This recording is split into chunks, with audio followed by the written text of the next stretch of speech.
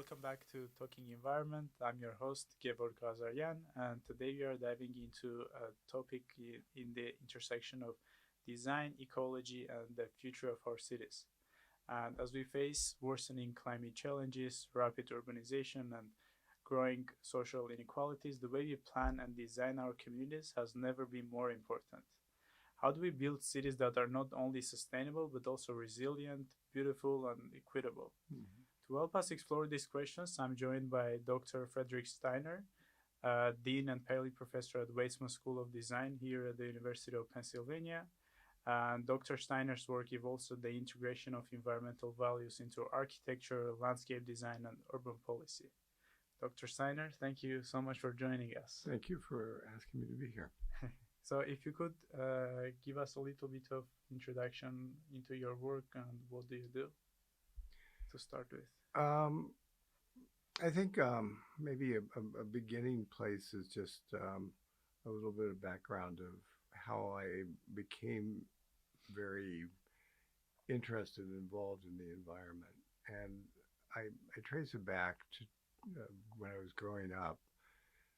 And two things in particular. First, I was a hunter. Oh, interesting. And second, I was a Boy Scout. And when I was about 13 or 14, had a rebellion against hunting, and but I still the idea of going out into a field or a forest and looking for other animals never left. So, and meanwhile, I was a Boy Scout, and so I was very active in camping and hiking. I was also good in art, and I could draw really well. Mhm. So when it came time to go to the university, I went to the University of Cincinnati and its College of Design, Architecture, and Art. Um, and the University of Cincinnati, a little bit like Drexel, has a co-op program. So you'd work for 3 months and you'd go to school for 3 months.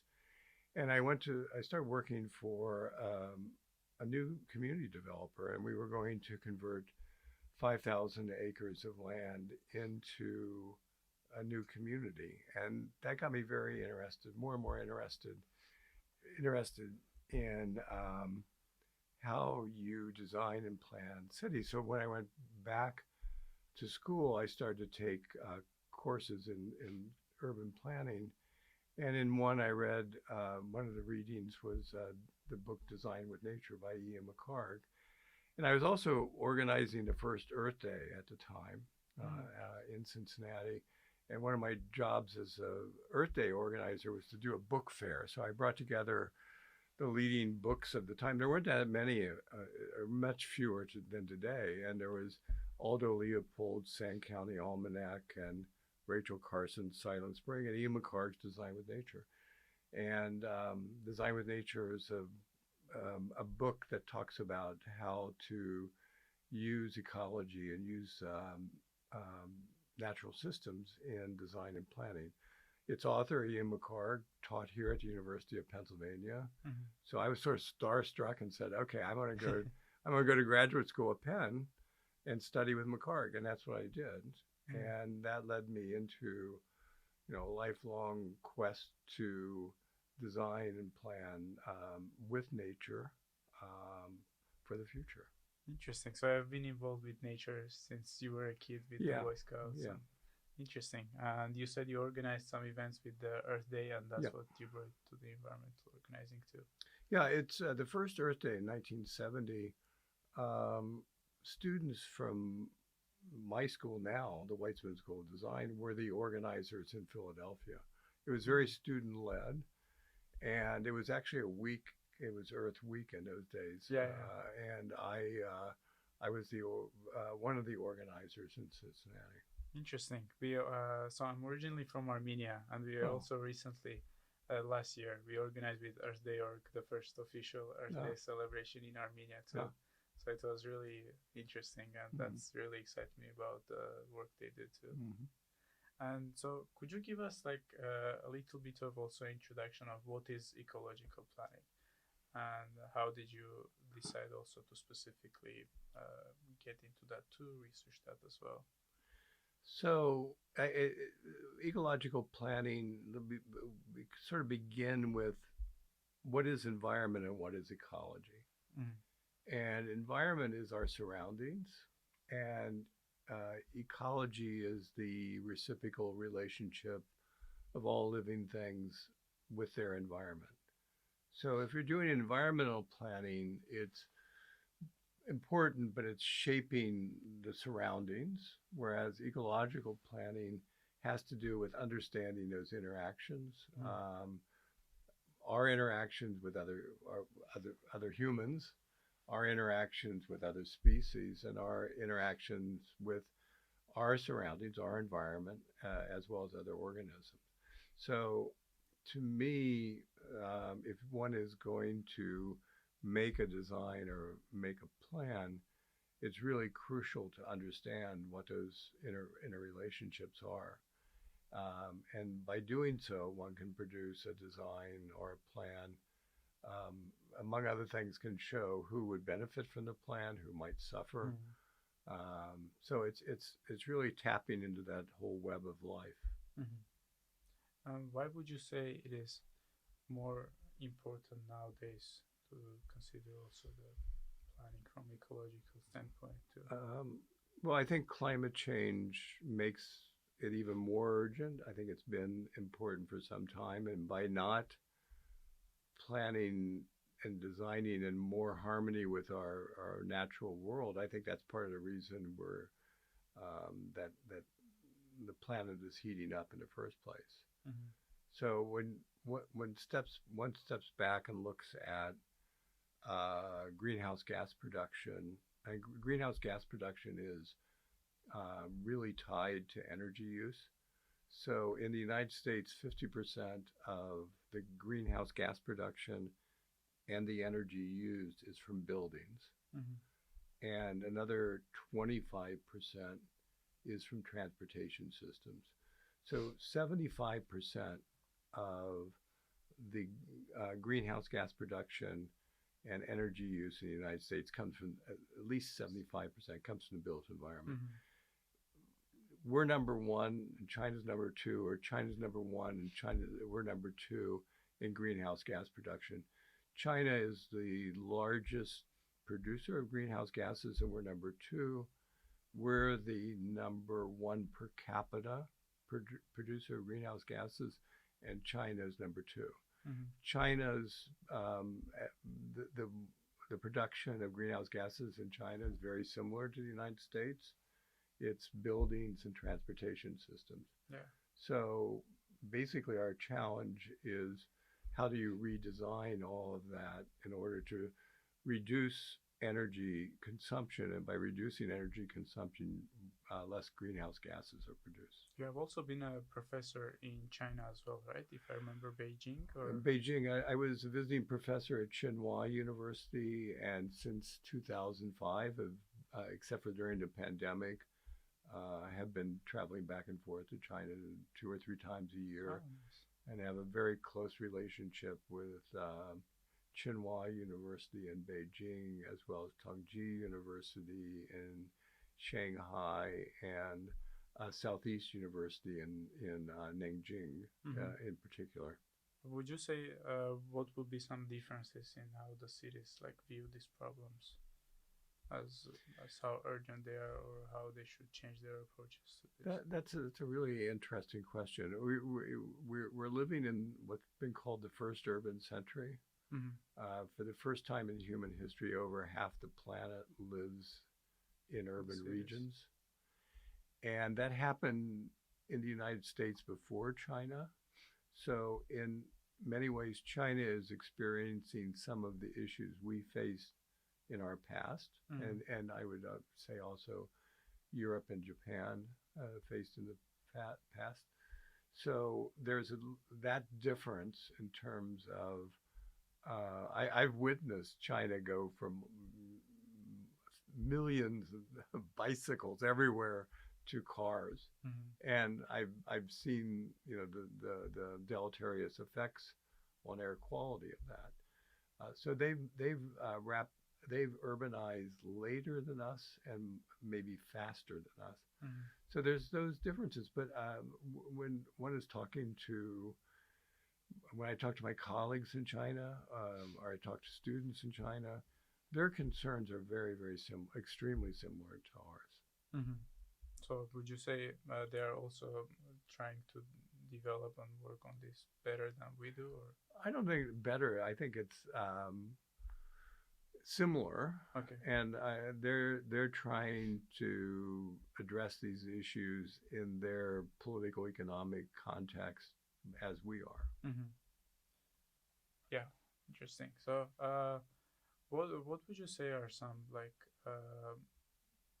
issues that still the cities still make considering the climate change when trying to work on their planning on city planning Oh, there's many, but one. that they Oh, still continue to make? yeah, I mean, one that it's starting. We're here the last day of April, and it's getting warmer outside. Urban heat islands Mhm. are an issue in Philadelphia, and New York, and Beijing, and Shanghai, and Amsterdam, and Istanbul. And urban heat islands are caused by more hard surfaces and less green surfaces. So I think we've continued to create more of them, and that's exacerbated Mhm. the urban heat island. And it's a fairly straightforward thing to address. Plant more trees, use less black asphalt because black asphalt absorbs heat in the daytime and nighttime. So there are design measures that can help reduce urban heat island Mhm. that are very effective. We also had the previous podcasts where we discussed about the issue of green spaces in Philadelphia and how Mm-hmm. the city is planning to tackle this Yeah. problem. But one of the issues we we concluded with was the lack of space, where the city cannot have as much green spaces as it needs, and why it can be a part of the solution, but not exactly some of the main ways that the city should plan for. Well, I mean, I think in that case, university campuses like Penn's can be a model. Um, Mm. I walked Yeah. here on Locust Walk, Yeah. which used to be a city street, and now it's one of the most pleasant walks Yes. that it's my favorite. I walk twice a day from my home in West Philadelphia to Meyerson Hall on the Penn campus, up and down Locust Walk. And Locust Walk is a tree-lined, very beautiful, but also it adapts to the seasons. And the conveniently, all the big trees now have their leaves, and it's shady right when we need it, and it'll stay shady through the summer and into the fall. And then when we need more sunlight in the wintertime, the leaves are all gone, and it's still a pleasant walk. So, and it's a tight space. Mhm. It's a street like Yeah. much of the streets in Philadelphia. If you can do it, and I realize that there are no cars on it anymore, and it's pedestrian, but the same principle. It's the same principle William Penn had when he founded Philadelphia, which he called a green country town. Mm. And the idea of a green country town was there would be aspects of the country in the city, and then people would have an easy way to go into the country to enjoy, to work in less crowded conditions too. Mhm. Yeah, definitely, Yeah. definitely. Yeah, I think Penn's campus can be a great example for all the other parts of the city, Mm-hmm. and especially some of the parts in Center City and West Philly too. Mm-hmm. Yeah. And since 1977, the University of Pennsylvania has had a campus landscape architect. Mm. So there's somebody responsible for all the trees and so on. I think Yeah. that could be a model for other universities, but also cities, Yeah, to have someone yeah. have a landscape architect who's responsible for the green spaces of the city. Yeah. I remember last year we were planning to do a tree planting, and we were looking for places where we can Oh, plant trees. And it was, I mean, I think it's great. It was a difficult process to coordinate with the landscape team, and it's great to see that they are doing such great work, hmm, making sure that the trees are planted in the right places. right. They are taken care of, and they are doing a great job also in doing that too. Where did you plant it? Uh, we planted we planted actually near Van Pelt. We did Uh-huh. one of the like new ones we did last year in the fall. Hmm. Yeah, I'm Okay. not sure. I don't remember the exact place, but it was great to see the work that they are doing and the responsibility they take in making Hmm. sure that the trees are being also taken care of. Yeah, that's very important because there's a lot of cities that have been launched tree planting, but they don't look at the maintenance Yeah, and the care of the trees. So when you plant a tree, it's a commitment. It's like having a pet. You have to take care definitely. of Yeah, it. Take care of it. yeah. I think that planting the tree is actually the easier part of the, Yeah. but then there are years of commitments that you have to make it a good Hmm. tree. Yeah. Okay, so the next question will probably be more on the university side. How do you think what programs are there maybe in the design school that make sure there are more interested students specifically on ecological planning and making sure that when designing, making architecture and designs, that they take into account also the environmental and ecological aspect into it too. The um, FRES, who's responsible for the campus, as the facilities and real estate Uh-huh. development, and the university architect and the university landscape architect are part of FRES. And for every new building, they take, and every new landscape, they take sustainability very seriously. I'm co-chair of the design review Mm. committee with the university architect. So we oversee every new project on campus. So part of that process usually involves students and the programming and the design. Mm-hmm. Um, but then every building has to be certified by LEED at the silver level.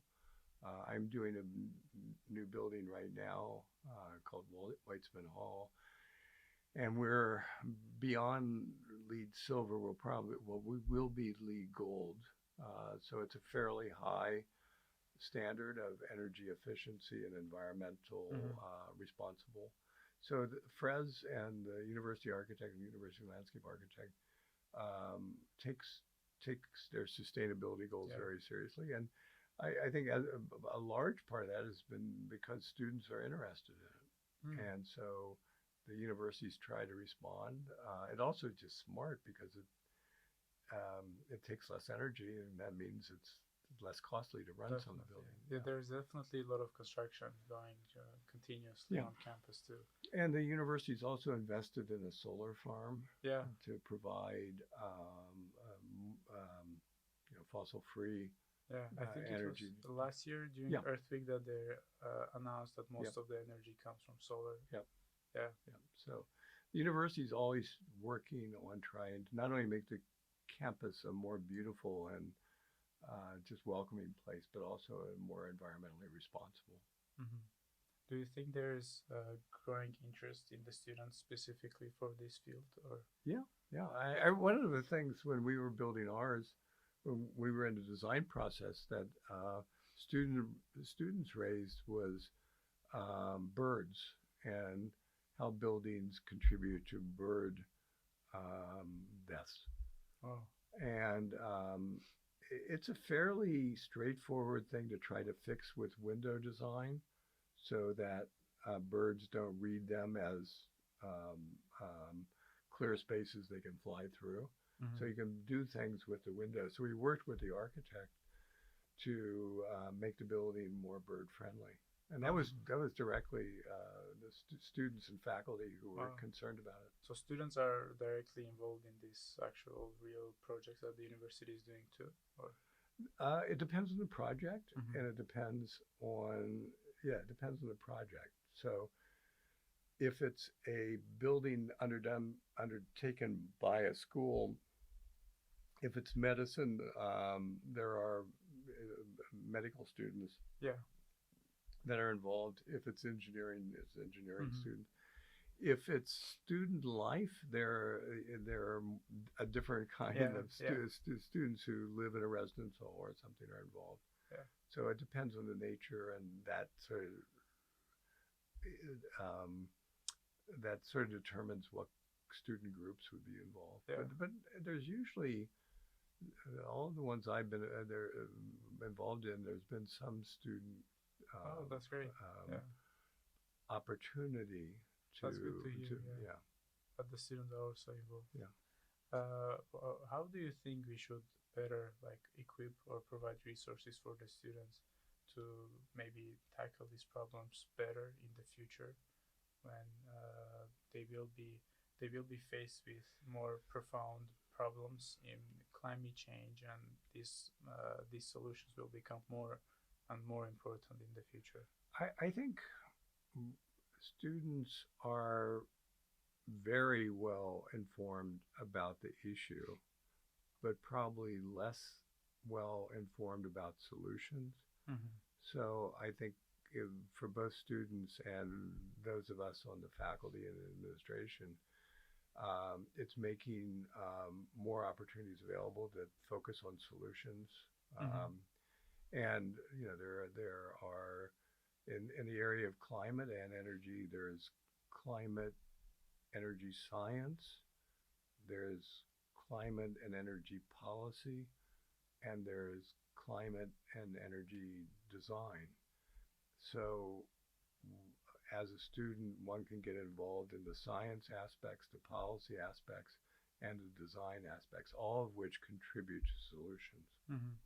Yeah, that's yeah, I think it's really important to also kind of shift the focus on more like solutions, because we talk a lot about these issues and why climate change is devastating, for Mm-hmm. example, but we don't talk enough more into the solutions of what we need to do and how we can prepare for that more.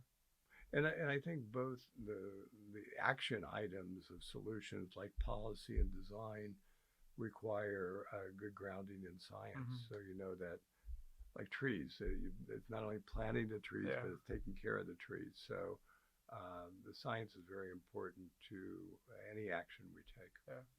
And you also mentioned policy. How would you say how, let's say in Philadelphia, how easy is it to maybe affect environmental policy in your field? And are they responsive? Are they including people into these issues? Well, in Philadelphia, the people are involved in everything. It's a Uh-huh. very engaged and active city. And there's been a series of plans in Philadelphia, Green Plan Philadelphia, Mm-hmm. and others that have looked at improving the tree canopy, stormwater runoff, um, biodiversity. Mm-hmm. So that's like always churning. It seems whenever there's a new mayor, they put their own orientation on it. Yeah. But there's also through the city staff a sort of continual green line programs that are set up to Mm-hmm. Im- improve the stormwater, improve tree planting and canopy, and to some extent biodiversity, not probably quite as much as the other areas. Mm-hmm. Yeah, we also actually have planned another episode with City of Philadelphia Sustainability Office Oh yeah, with their staff members. So we are also looking forward to discuss what they do, yeah, what they are planning to do in yeah. the future as well. Yeah, you could ask them about Green Plan Philadelphia because that was the origins of establishing the sustainability office in the Mm-hmm. city. Yeah, interesting. Yeah.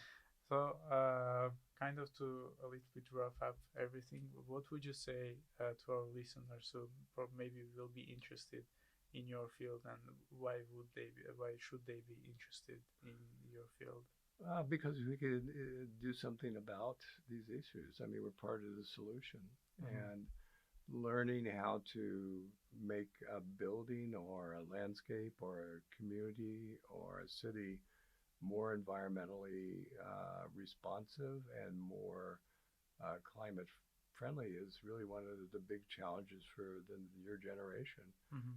And there are tools and approaches that are effective and can be used to make the world a better place. Yeah. So the more you learn about it, the more opportunity there is to do those kinds of things. Yeah, and I believe across disciplines now there are more and more ways to connect everything people do to the environment, to ecology, and make sure their work also fights these issues as well.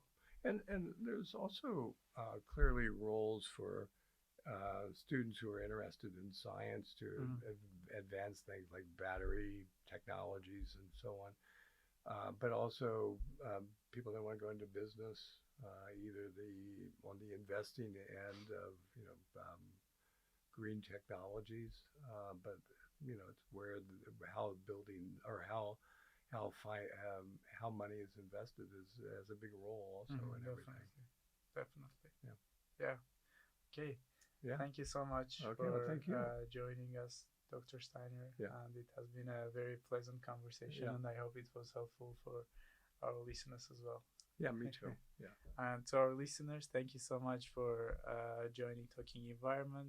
Be sure to follow us on YouTube, on Spotify, on Apple Podcasts. Thank you so much for joining, and until next time.